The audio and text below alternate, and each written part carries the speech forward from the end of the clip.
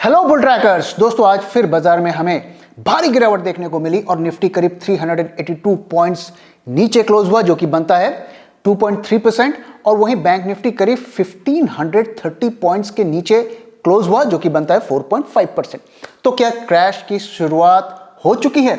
इस वक्त ये कहना मुश्किल है, लेकिन हम उसी डायरेक्शन में बढ़ रहे हैं और सिचुएशन जो है थोड़ी चिंताजनक सी दिख रही है। ऐसा मैं क्यों कह रहा हूं? क्योंकि दोस्तों आप देखिए, एक बार फिर कोल्ड वॉर की शुरुआत हो चुकी है। दूसरी तरफ क्रूड जो है 130 के लेवल पर चल रहा है। और दोस्तों कुछ ही दिनों पहले जब क्रूड 100 पे था और मैंने आपके साथ शेयर किया था कि किस तरीके से क्रूड 125 के ऊपर जा सकता है, और वाकई में ये मेरे लिए भी एक सरप्राइज है कि इतनी जल्दी उस लेवल को इसने क्रॉस कर लिया।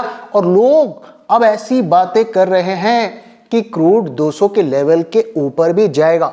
दोस्तों मैंने आपके साथ शेयर किया था पहले कि अगर $10 क्रूड का भाव बढ़ता है तो हमारी जीडीपी 0.2% का उस पर इंपैक्ट पड़ता है।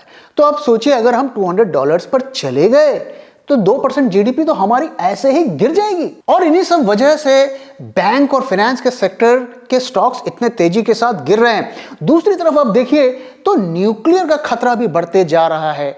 आने वाले टाइम्स में क्या होगा, कि किस तरीके की परिस्थितियां बनेंगी, कोई भी कॉन्फिडेंस के साथ ऐसा नहीं कह सकता, लेकिन सिचुएशन जो है काफी ज्यादा चिंताजनक दिख रही है और उसी का इंपैक्ट हमें बाजार में देखने को मिल रहा है। और अगर हम अपने देश की बात करें, इंडिया की बात करें, तो हम भी एक प्रिकैरियस सिचुएशन में हैं। और हमारा जो एक ढाल है वो नॉन अलाइंड मूवमेंट ही है, जिसकी शुरुआत जो है हमारे first prime minister Jawaharlal Nehru ने की थी। और आप देखिए वही पॉलिसी आज भी इंडिया फॉलो कर रहा है।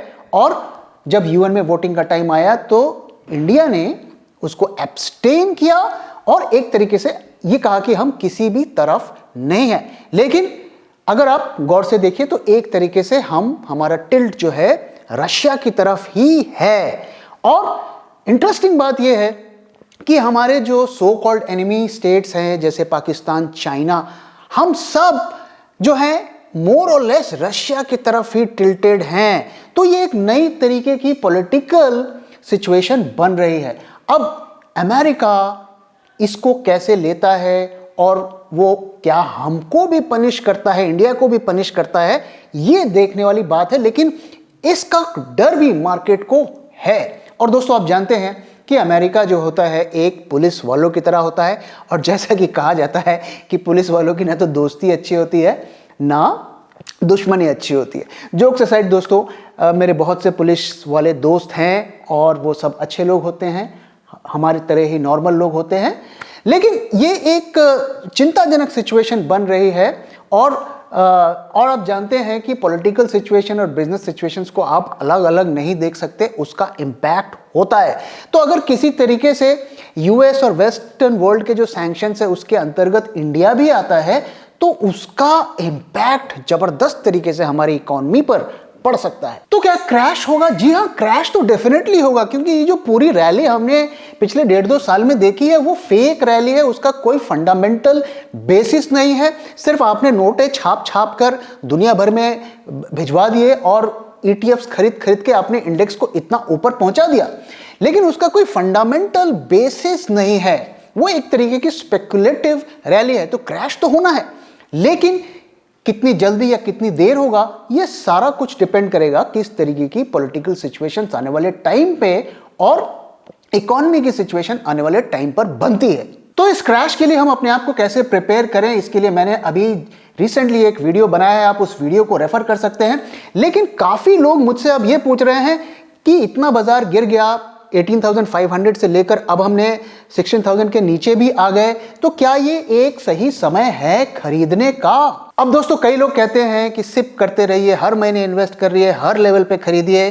तो जो लोग आपको ये कहते हैं, एक बार उनके बैकग्राउंड को देखिए और एक बार इस बात को सोचिए कि क्या आपके खरीदने से उनको किसी तरीके का फायदा होता है कि नहीं होता है। और इस पर ध्यान देने के बाद ही सोचिए कि आपको वो एडवाइस को फॉलो करना है या नहीं है।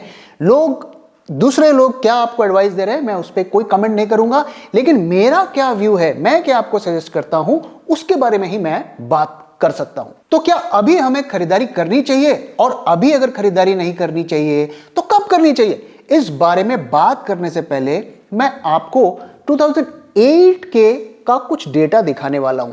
और मैंने क्या किया कि मैंने कुछ स्टॉक्स को पिक किया, और ये सारे ब्लू चिप स्टॉक्स हैं जो हमारे लीडिंग कंपनीज हैं हमारी कंट्री के, उसमें से मैंने कुछ सैंपल स्टॉक्स को पिक किया जो अलग अलग सेक्टर्स के हैं, और उसका मैंने आपको एक प्राइस का कंपैरिजन दिखाया है कि 2008 के क्रैश से पहले जो इन स्टॉक्स ने हाई बनाया था और क्रैश के बाद जो है जो लूज बनाया था, तो कितना डिफरेंस उसमें आया, यानी कि इन स्टॉक्स में कितनी गिरावट हुई। तो आप इस डेटा को जरा ध्यान से देखिए। अब इस डेटा को देख के हमें क्या पता चलता है, पहली चीज तो ये कि इंडेक्स में 60 to 70% की गिरावट हो जाती है क्रैश में, ये कोई बड़ी बात नहीं है। तो जैसा कि इसमें भी आप देखिए निफ्टी बैंक निफ्टी दोनों ने 60% से ज्यादा की गिरावट दिखाई। अगर हम क्रैश से पहले के हाईस लें और क्रैश के बाद के लोज लें, उनको कंपेयर करें, तो हमें इस बात के लिए प्रिपेयर्ड रहना चाहिए कि हमारा इंडेक्स 60 से 70% तक गिर जाता है, और गिर गया तो मुझे कोई सरप्राइज नहीं होगा। हाँ, उससे ज्यादा अगर गिरता है तो मैं जरूर सरप्राइज्ड होऊंगा। और दोस्तों, इस वीडियो के अंत में मैंने आपके लिए एक क्विज भी रखा है, तो उस क्विज को जरूर देखिएगा। दूसरी चीज, जो कंपनीज प्रॉफिटेबल कंपनी है, यानी कि कंसिस्टेंटली प्रॉफिट्स पोस्ट कर रही हैं, जिनके पास एक सॉलिड बिजनेस मॉडल है, जो स्टेब्लिश्ड कंपनीज हैं, उनमें गिरावट कम होती है। तो अगर आप देखिए आईटीसी और सन फार्मा, ये इनमें 50% से कम की गिरावट हुई है। तीसरी चीज, जिन कंपनीज के ऊपर कर्जा बहुत ज्यादा है, या जो ऐसी कंपनी है कि अभी फिलहाल प्रॉफिट में नहीं है लेकिन अगले 5 साल 10 साल के बाद प्रॉफिट में आने वाली हैं, इन कंपनीज में काफी ज्यादा गिरावट होती है, और इसमें 80 to 90% की गिरावट भी हो सकती है। और आप देखिए रिलायंस को देखिए, रिलायंस में 70% की गिरावट हुई। क्यों हुई? क्योंकि उस टाइम पे रिलायंस के ऊपर बहुत ज्यादा कर्जा था, और किसी कोई सॉलिड जो है ग्रोथ की विजिबिलिटी भी नहीं थी। चौथा, वो कंपनीज जिनमें किसी तरीके की प्रॉब्लम्स चल रही हैं, या ऐसे सेक्टर्स से हैं जिनमें बहुत सारी प्रॉब्लम्स चल रही हैं, तो उसमें भी 80-90% तक की गिरावट हो सकती है। दोस्तों, आप अगर इस डेटा को देखिए तो इसमें डीएलएफ को देखिए, तो 2008 का जो क्रैश था वो रियल एस्टेट सेक्टर से ही जुड़ा हुआ था और बैंकों से जुड़ा हुआ था। और वहीं आप देखिए आईसीआईसीआई बैंक भी, इनका भी बहुत ज्यादा रियल एस्टेट कंपनीज में एक्सपोजर था, जिसकी वजह से इसके स्टॉक्स में भी जबरदस्त गिरावट हुई। तो जो प्रॉब्लमेटिक सेक्टर्स हैं या स्टॉक्स हैं या कंपनीज हैं, उनसे हमें दूर रहना चाहिए। और एक और इंटरेस्टिंग चीज, 2008 के क्रैश से कुछ महीने पहले ही डीएलएफ का आईपीओ आया था, उसकी एक जबरदस्त लिस्टिंग हुई थी, और पूरा बाजार उसको लेके काफी ज्यादा एक्साइटेड था। और अब देखिए कि उसके बाद ही बाजार क्रैश होता है और डीएलएफ के प्राइस 90% तक गिर जाते हैं। वहीं अगर आप एचडीएफसी को आईसीआईसीआई से कंपेयर करें, तो HDFC being a conservative bank, उनका बहुत ज्यादा रियल एस्टेट प्रोजेक्ट्स में एक्सपोजर नहीं था, और इसी वजह से उसका प्राइस जो है उस हिसाब से नहीं गिरा जितना आईसीआईसीआई का गिरा। तो ये सब डेटा पॉइंट्स को देखकर हम क्या एक्शन ले सकते हैं? पहली चीज तो ये कि जो प्रॉफिटेबल कंपनीज हैं, जिनके अच्छे बिजनेस मॉडल है, जिनके स्टेब्लिश्ड कंपनीज हैं, उनमें अगर आप खरीदारी करना चाहते हैं और ऑलरेडी आपने खरीद कर उन्हें रखा हुआ है, तो अगली बाइंग जो आपको करनी है वो जब 25% का फॉल हो फ्रॉम द टॉप, तब आपको खरीदना चाहिए। और आपको इस बात के लिए तैयार रहना चाहिए कि 50% तक भी नीचे गिरेगा तो भी मैं उसे खरीदूंगा। इस बात की तैयारी आपको करके रखनी चाहिए। तो जो प्रॉफिटेबल कंपनीज है, स्टेब्लिश्ड कंपनीज है, डिविडेंड पेइंग कंपनीज हैं, उनमें जब 25% की गिरावट हो जाए ऑल टाइम हाई से, तब आप खरीदना शुरू करिए, और जो है 50% तक के लेवल तक खरीदने को तैयार रहिए। वहीं अगर ऐसी कंपनी है जिनकी बहुत ज्यादा ग्रोथ की पोटेंशियल है, आज तो वो प्रॉफिटेबल नहीं है, लेकिन हो सकता है 5 साल के बाद वो बहुत ज़्यादा प्रॉफिटेबल हो जाएं और उनमें हमें ज़बरदस्त ग्रोथ हो रहा है, इसकी वजह से वो प्रॉफिट्स पोस्ट नहीं कर पा रहे हैं, अगर इस तरीके की कंपनीज हैं तो इनमें भी खरीदारी में हमें जल्दीबाजी नहीं करनी चाहिए।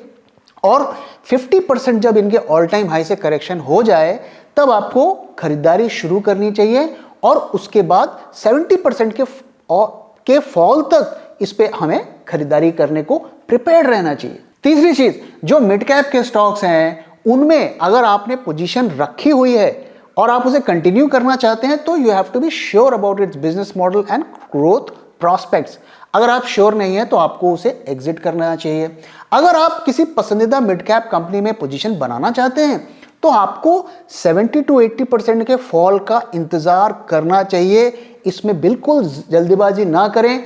अगर आप हिस्ट्री में जाएंगे तो जिन लोगों ने जल्दीबाजी की उन्होंने काफी ज्यादा पैसा लूज किया उन स्टॉक्स में। अब अगर बाजार में बड़ा क्रैश होता है, 30% तक इंडेक्स गिर जाते हैं, तब आप ETFs में भी इन्वेस्ट कर सकते हैं। दोस्तों, ETF के इन्वेस्ट करने का रीजन ये है कि जो दुनिया भर के बड़े इन्वेस्टर्स हैं उनका प्रेफर्ड मोड ऑफ इन्वेस्टमेंट होता है ETF, क्योंकि ETF जो है इंडेक्स को ट्रैक करते हैं और इंडेक्स में अच्छी बात क्या है कि जो बुरी कंपनीज हैं वो निकलती जाती हैं और अच्छी कंपनी ऐड होती जाती हैं।